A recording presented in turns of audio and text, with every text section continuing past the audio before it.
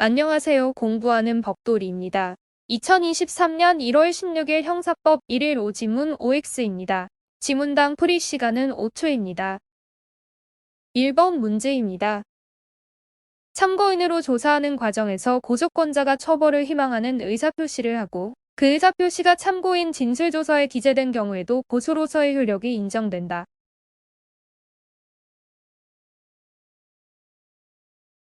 정답은 5입니다. 대법원은 고소권자가 수사기관으로부터 피해자 또는 참고인으로서 신문받으면서 범인의 처벌을 요구하는 의사표시가 포함되어 있는 진술을 하고 그 의사표시가 조서에 기재되면 적법한 고소에 해당한다. 라고 판시하였으므로 옳은 지문입니다. 2번 문제입니다. 법원이 선임한 부재자가 재산관리인이 그 관리 대상인 부재자의 재산에 대한 범죄 행위에 관하여 법원으로부터 고소권 행사에 관한 허가를 얻은 경우 부재자 재산관리인은 형사소송법 제225조 제1항에서 정한 법정대리인으로서 적법한 고소권자에 해당한다.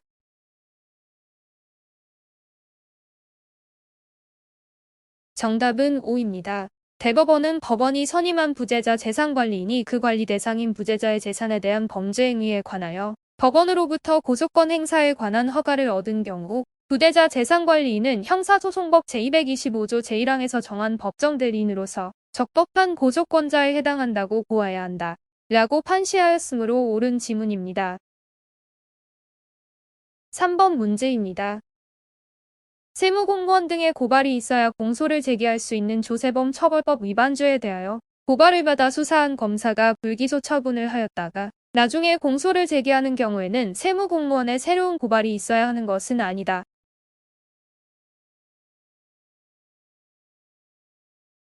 정답은 5입니다.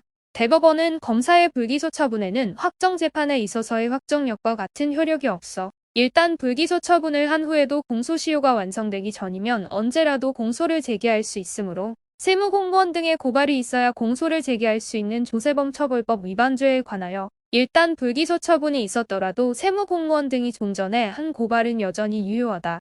따라서 나중에 공소를 제기함에 있어 세무공무원 등의 새로운 고발이 있어야 하는 것은 아니다. 라고 판시하였으므로 옳은 지문입니다. 4번 문제입니다.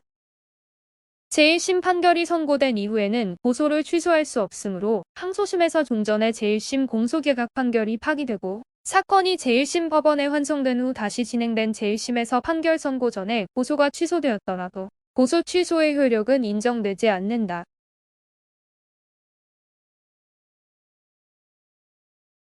정답은 X입니다.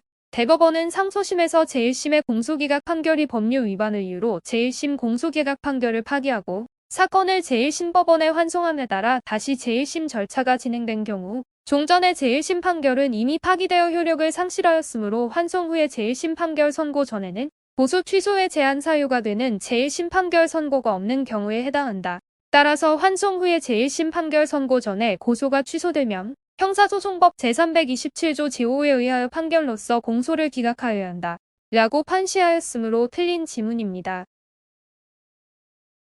5번 문제입니다. 친고죄의 경우 양벌 규정은 당해 위법 행위와 별개의 범죄를 규정한 것이 아니므로 행위자에 대한 고소가 있으며 고 양벌 규정에 의하여 처벌받는 자에 대하여 별도의 고소를 요하지 않는다.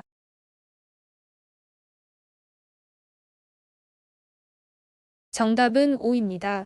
대법원은 양벌 규정은 직접 위법 행위를 한 자 이외에 아무런 조건이나 면책 조항 없이 그 업무의 주체 등을 당연하게 처벌하도록 되어 있는 규정으로서 당해 위법 행위와 별개의 범죄를 규정한 것이라고는 할 수 없으므로 친고죄의 경우에 있어서도 행위자의 범죄에 대한 고소가 있으면 족하고 나아가 양벌 규정에 의하여 처벌받는 자에 대하여 별도의 고소를 요한다고 할 수는 없다. 라고 판시하였으므로 옳은 지문입니다. 오늘 준비한 내용은 여기까지입니다. 형사법 1일 5지문이 도움이 되었으면 합니다. 여러분의 꿈을 응원합니다. 마지막으로 여러분의 구독과 좋아요는 큰 힘이 됩니다. 공부하는 법돌이었습니다. 감사합니다.